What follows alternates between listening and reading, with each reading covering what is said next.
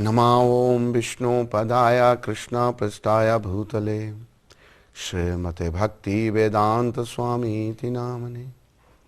नमस्ते सरस्वती देवे गौरवाणी प्रचारणे निर्विशेष शून्यवादी पाश्चात्य देश तारणे। जय श्री कृष्ण चैतन्य प्रभु नित्यानंदा श्री अद्वैत गदाधर श्रीवासदि गौर भक्त वृंदा। हरे कृष्ण कृष्ण कृष्ण हरे हरे, हरे राम राम राम हरे हरे। हरे कृष्ण कृष्ण कृष्ण हरे हरे, हरे राम राम राम हरे हरे। हरे कृष्ण कृष्ण कृष्ण हरे हरे, हरे राम राम राम हरे हरे। प्यारे भाइयों और बहनों, बालकों व बालिकाओं, मेरी अपनी प्यारी आत्माओं, आप सबका स्वागत है इस कार्यक्रम में। तो गुरु गौरांग और कृष्ण कृपा से जो भी दो बातें हम आपसे कहेंगे, कृपया उनको ध्यान से सुनिए और अपने जीवन में धारण कीजिए। पहली तो बात ये ध्यान में रखिए कि हमें कृष्ण की कृपा चाहिए। कृष्ण प्राप्ति जीवन का उद्देश्य है, कृष्ण प्रेम जीवन का उद्देश्य है। तो कृष्ण कृपा कैसे मिलेगी, ये एक प्रश्न है बहुत बड़ा। कृष्ण कृपा हमको कृष्ण के भक्तों की कृपा से मिल सकती है। जब तक कृष्ण के भक्त हम पर कृपा नहीं करते तो हमें कृष्ण कृपा नहीं मिल सकती। ये बड़े ध्यान देने वाली बात है। कृष्ण कृपा करेंगे तभी जब हम पर कृष्ण के भक्तों की कृपा होगी। तो आज हमारे बहुत बड़े महान आचार्य ठाकुर भक्ति विनोद महाराज का प्राकट्य दिवस है। आज के दिन हमारे आचार्य श्रील भक्ति विनोद ठाकुर महाराज इस पृथ्वी पर प्रकट हुए थे। यह भी कहा है कि हमें भक्तों का संग करना चाहिए। तो फिर प्रश्न उठता है कि भक्त तो मिलते नहीं, भक्तों के वैसे कमी हैं, पर ये नहीं कि आपको सड़कों पर चलते हुए मिलेंगे। भक्तों का संग कैसे किया जाए? तो कहा है जो पूर्ववर्ती भक्त हुए हैं, आचार्य हुए हैं, उनका जो जीवन है, उनकी जो लीला है, उसका स्मरण करने से हमको भक्तों का संग मिलेगा। ये ध्यान रखो। तो ठाकुर भक्ति विनोद महाराज गृहस्थी थे, लेकिन हम ये कहते हैं उन जैसे गृहस्थी सभी बने। वो बड़े महान वैष्णव आचार्य हुए हमारे। अब देखो कि महान कौन है? जो दूसरों के लिए जीता है, जिसका जीवन दूसरे के लिए है। ठाकुर भक्ति विनोद महाराज का जीवन अपने लिए नहीं था। ठाकुर भक्ति विनोद महाराज का जीवन हम सब के लिए था। वो सदा ये चिंतन करते थे कि कृष्ण चैतन्य महाप्रभु का ये आंदोलन जो है, इसका प्रचार प्रसार कैसे हो, क्योंकि हम कलयुग के लोगों का उद्धार कृष्ण चैतन्य महाप्रभु की कृपा से ही हो सकता है। तो भक्ति विनोद ठाकुर एक ऐसे आचार्य हमारे हुए हैं जिन्होंने कृष्ण भावना के प्रचार में बहुत ही परिश्रम किया और बहुत कुछ किया भी। माया का प्रभाव इतना प्रबल है कि माया के प्रभाव से हम लोग जो हैं भूल जाते हैं भक्ति को, भगवान को भूल जाते हैं और ऐसे ही उल्टे सीधे कामों में पड़ जाते हैं और अधोपतन को प्राप्त होते हैं। तो ठाकुर भक्ति विनोद महाराज बड़ी कृपा करके चैतन्य महाप्रभु के आंदोलन को स्थापित करने में बड़े ही भाव से लगे रहे। तो उनके जीवन का संक्षिप्त परिचय हम जो है वो पढ़ने का प्रयास कर रहे हैं। श्री सच्चिदानंद भक्ति विनोद ठाकुर का प्राकट्य 1836 में बंगाल के नदिया जिले के एक समृद्ध परिवार में हुआ। अब देखो कि भारत में कमी क्या आ गई है,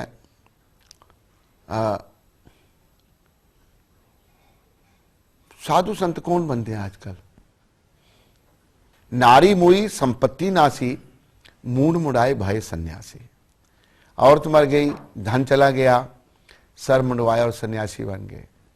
आजकल भारत में सन्यासियों की बड़ी भरमार है, लेकिन हमारे ठाकुर भक्ति विनोद महाराज ऐसे संत नहीं थे, ऐसे साधु नहीं थे।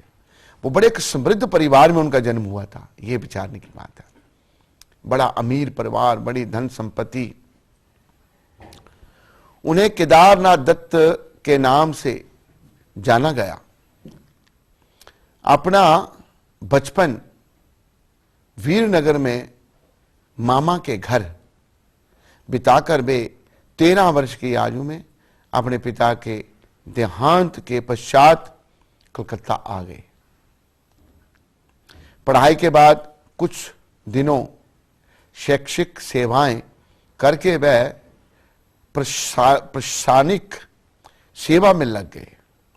बंगाल के एक शहर में उन्होंने श्रीमद् भागवत पर एक अद्भुत प्रवचन किया, जिसे हजारों लोगों ने सराहा। अब देखो कि जो भक्त हैं भगवान के, उनके मुखारबिंद से अगर कुछ उच्चारण होता है तो लोगों पर बड़ा प्रभाव पड़ता है। तो उन्होंने एक प्रवचन किया वहां पर, तो सारे लोगों ने उसको सराहा। एक अन्य शहर चंपारण में उन्होंने बड़ वृक्ष के नीचे श्रीमद् भागवत का पाठ करवाकर वहीं रह रहे एक ब्रह्मदत्त प्रेत को मुक्त किया। देखो, भगवान के जो भक्त हैं, वैष्णव हैं, वह सबका कल्याण तो क्या, भूत प्रेतों का भी कल्याण करते हैं। तो उन्होंने चंपारण में एक ब्रह्मदत्त का भी उद्धार किया, उसे भागवत सुना करके। तत्पश्चात वे पुरी आ गए। उन्हें सरकार की ओर से जगन्नाथ मंदिर का कार्यभार सौंपा गया। उनके कार्यकाल में अनेक विसंगतियों की रोकथाम हुई और भगवान का भोग भी नियत समय पर लगने लगा। अब देखो कि दोष आ जाते हैं, दोषों का सुधार जो भक्त करते हैं।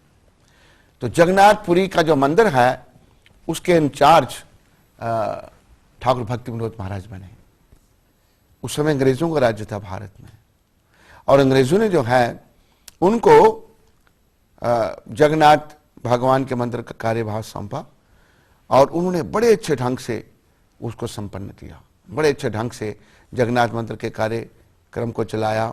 भगवान को समय पर भोग लगा, समय पर भगवान की आरती हुई, सब कुछ बड़े अच्छे ढंग से हुआ। उस समय वहां तंत्र व योग विद्या में निपुण विष्की सैन नामक एक ठग था, जिसने अपने को महाविष्णु का अवतार घोषित करा हुआ था। भक्ति विनोद ठाकुर ने अपनी आध्यात्मिक शक्ति से उसकी शैतानी शक्तियों पर नियंत्रण करके उसे हथकड़ियां पहनाई, और इसी प्रकार से अन्य स्वघोषित भगवानों को भी सजा दिलवाई।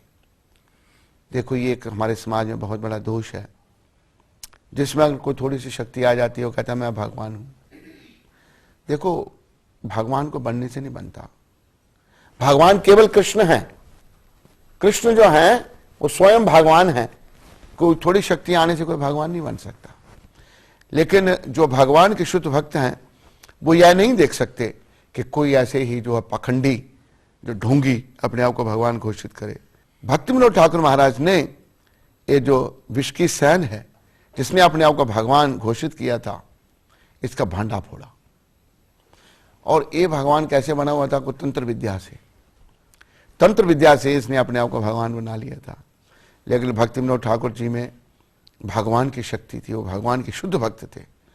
वो उसके आगे नहीं झुके और उसको जो हथकड़ियां पहनाकर जेल में बंद कर दिया। ऐसा भी वर्णन आता है कि जब इस विष्की सहन को बंद करवा दिया भक्ति विनोद ठाकुर जी ने, जो अपने आप को भगवान घोषित करता था।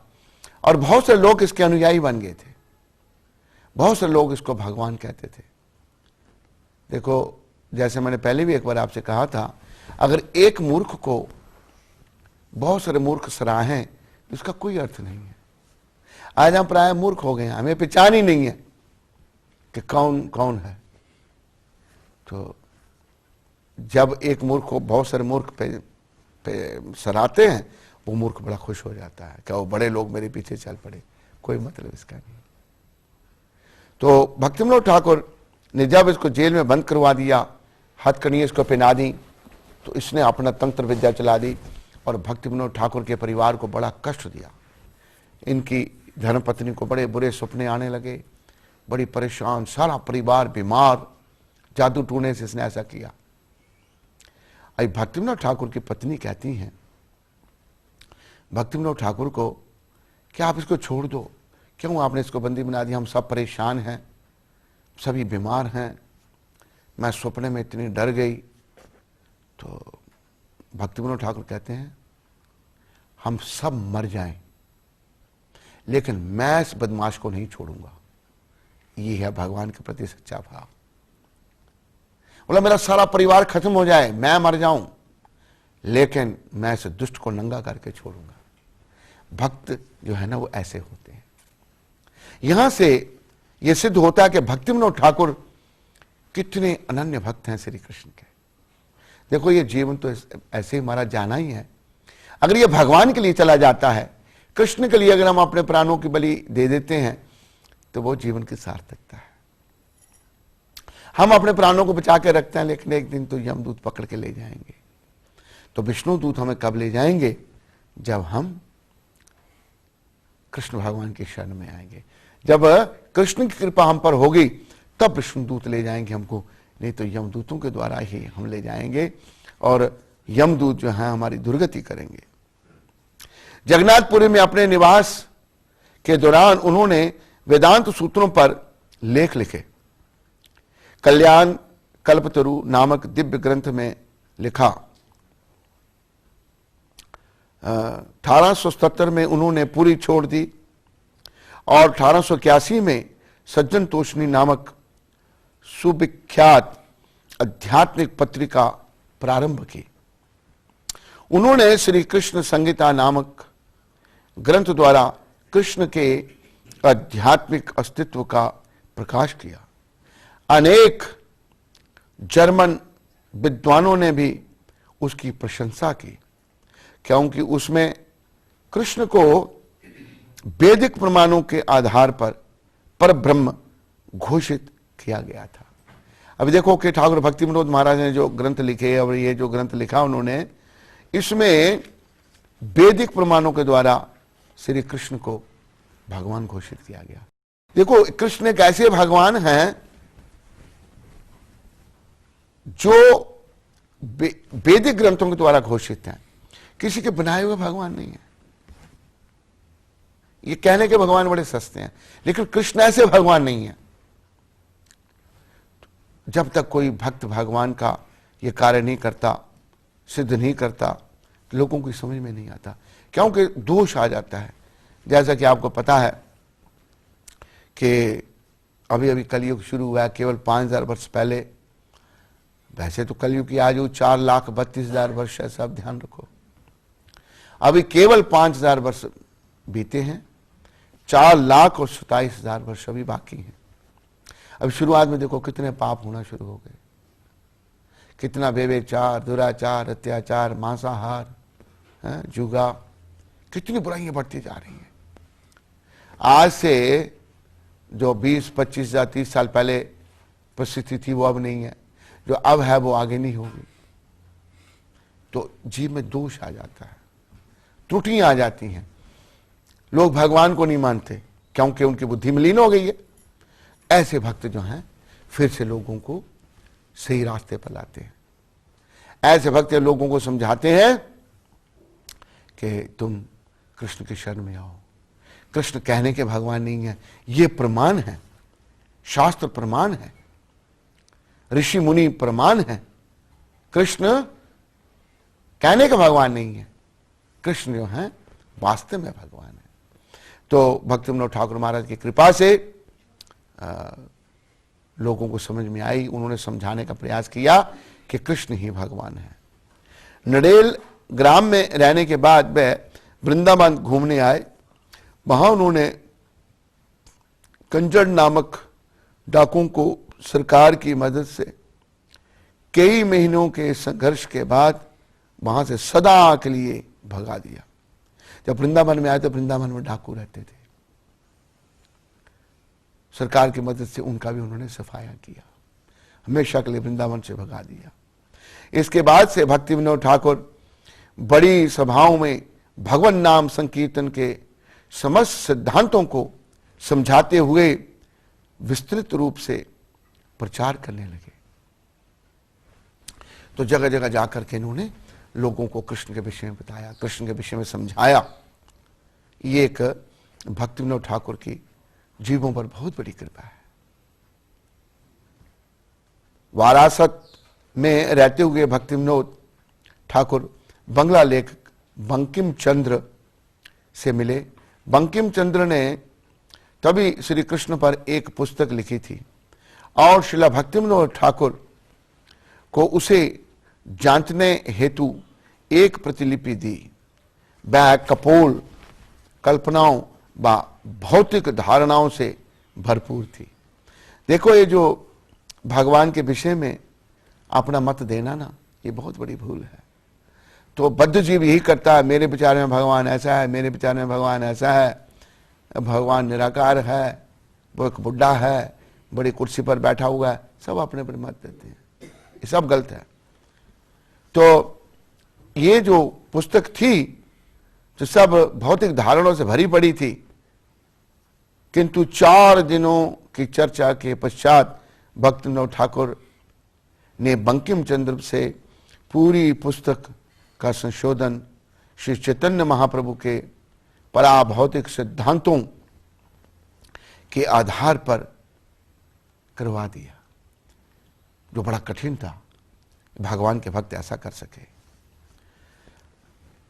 बारासत में अंतिम वर्ष के दौरान उच्च न्यायालय के एक नामी वकील के निवेदन पर उन्होंने गीता पर श्री विश्वनाथ चक्रवर्ती ठाकुर के भाष्य के साथ अपने अनुवाद सहित भगवत गीता का प्रमाणिक संस्करण प्रकाशित कराया। श्री विश्वनाथ चक्रवर्ती ठाकुर जो हैं, हमारी गुरु परंपरा में बहुत महान आचार्य हुए हैं।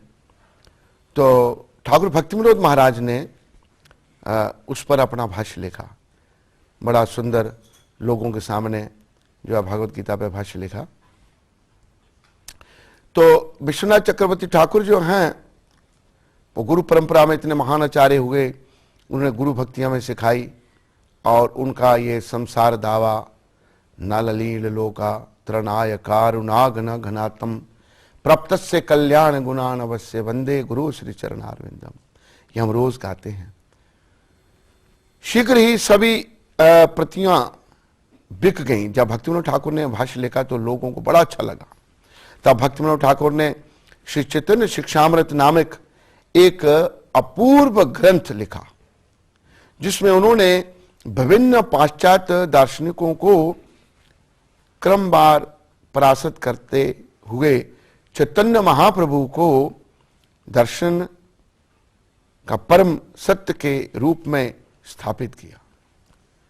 1885 में उन्होंने शुद्ध हरि भक्ति के प्रचार प्रसार के लिए श्री विश्व वैष्णव राज्य सभा नामक संस्था शुरू की। कलकत्ता के कई नागरिक इस संस्था से जुड़ गए। भगवान श्री चैतन्य महाप्रभु की भूमि के दर्शन को वे इतने व्यग्र थे कि उन्होंने कई बार किसी निकटवर्ती शहर में अपने स्थानांतरण की दरख्वास्त दी। ऐसा ना होने पर उन्होंने इस्तीफा दे दिया। वो चैतन्य महाप्रभु के जन्म स्थान पर आना चाहते थे पर उन्होंने उनको वो रजा नहीं मिली, छुट्टी नहीं मिली, उन्होंने इस्तीफा ही दे दिया। परंतु वह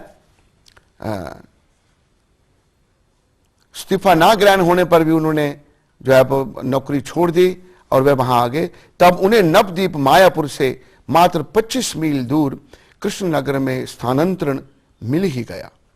उन्होंने तत्काल श्रीमन महाप्रभु की लीला स्थली के संबंध में पूछताछ की।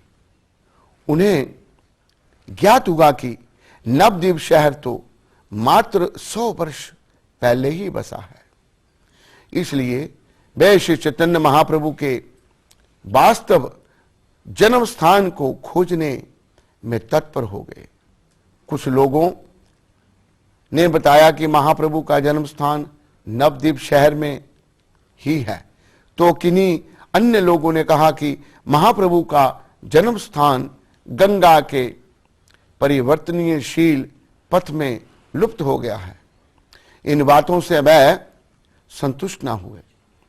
अनेक कठिनाइयों के बाद उन्हें एक स्थान का पता चला जिसे अनेक आत्मज्ञानी लोग महाप्रभु का जन्म स्थान मानते थे, परंतु वह मुसलमानों के कब्जे में था। स्थानीय पूछताछ तथा प्राचीन मानव चित्रों के आधार पर आखिरकार उन्होंने वास्तविक जन्म स्थान खोज ही लिया, जिसके बाद उन्होंने नवद्वीप धाम महात्म्य नामक एक मूल्यवान ग्रंथ लिखा। वैष्णव जगत के इतिहास में 1895 सबसे सक्रिय वर्ष था और भक्ति मनोहर ठाकुर उसके प्रमुख संचालक थे। इसी वर्ष उन्होंने महाप्रभु के जन्म स्थान योगपीठ को संवैधानिक रूप से उद्घाटित किया, जिसमें हजारों दर्शनार्थियों ने भाग लिया।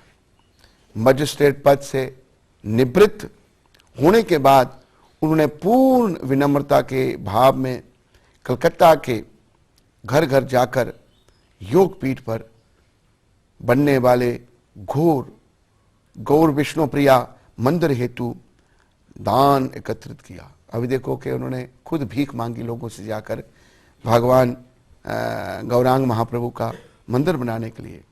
1896 में उन्होंने श्लोकों के एक ग्रंथ श्री गौरांग लीला स्मरण के साथ 47 पृष्ठ के अंग्रेजी परिचय श्री चैतन्य महाप्रभु उनका जीवन तथा विचार को संसार के सब विश्वविद्यालयों में भेजा। उन्होंने लिखा, शीघ्र ही एक व्यक्ति प्रकट होगा जो चैतन्य महाप्रभु की शिक्षाओं को सारे संसार में प्रचार करेगा। उल्लेखनीय है कि उसी वर्ष इस्कॉन के संस्थापक आचार्य श्रीला भक्ति विनोद ठाकुर के जो भविष्यवाणी के अनुसार हमारे गुरुदेव श्रीला प्रभुपाद जी का प्राकट्य हुआ। उनकी लेखनी कभी नहीं थकी। उन्होंने श्री हरिनाम चिंतामणि, भजन रहस्य और श्रीमद् भागवत, तार्क, मरीचि, माला आदि अनेक ग्रंथ लिखे। वे अपना सरकारी कामकाज करने के बाद देर रात में अपना लेखन कार्य प्रारंभ करते और 1-2 बजे तक भजन तथा लेख लिखते रहते। बंगाल के कई जिलों में वह भगवान नाम के प्रचार हेतु स्वयं जाते। उनकी व्यक्तिगत उपस्थिति लोगों पर चमत्कारी प्रभाव डालती थी। श्री गौतम द्वीप में बने श्री स्वानंद सुखद कुंज नामक उनके निवास स्थान से हरिनाम का प्रचार पूरे जोर शोर से चलता रहा। 20वीं शताब्दी के प्रारंभ में उन्होंने पुरी तट पर रहने का निश्चय कर वहां एक घर बनाया। 1908 में श्रीला गौर किशोर दास बाबा जी से बाबा जी दीक्षा लेकर वे पूर्ण विरक्त जीवन बिताने लगे। 1910 से वे भगवान की नित्य लीलाओं पर समाधि में लीन रहने लगे। 1914 से वे इस संसार से सदा के लिए विदा हो गए और गौलोक धाम को पधार गए। तो ठाकुर भक्ति विनोद महाराज बड़े महान आचार्य हुए हैं, तो इनकी कृपा की याचना सभी करो। इन्हीं शब्दों के साथ आपका धन्यवाद।